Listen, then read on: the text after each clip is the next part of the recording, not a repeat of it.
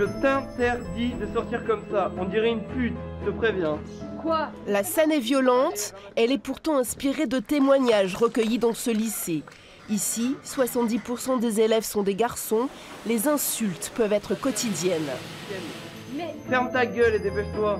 Une fille toute seule maintenant, nous on discute avec des amis, on discute même, on a été témoin parfois de fois, fille oui, qui va se faire siffler, qui va avoir des remarques sur sa tenue, qui va avoir des remarques sur ses formes, etc. Et c'est totalement normal et c'est devenu une banalité alors que ça ne devrait pas l'être. Mais ça va parler comme ça? Tu es une femme, ma putain de femme. Je te parle comme je veux. Ça peut être aussi un manque d'information.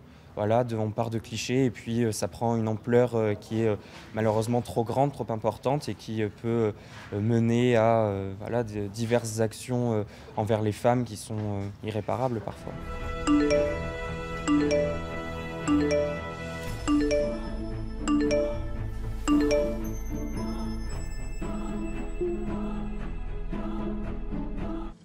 Encadré par 3 professeurs, une classe de première a imaginé ce court-métrage.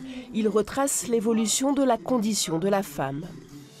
Dans le film, il parle du divorce, par exemple, il parle des femmes célibataires. C'est des choses qui, aujourd'hui, sont acceptées dans la société. Alors que dans les années 70, c'était tabou et ces familles-là, elles étaient plutôt mises à l'écart.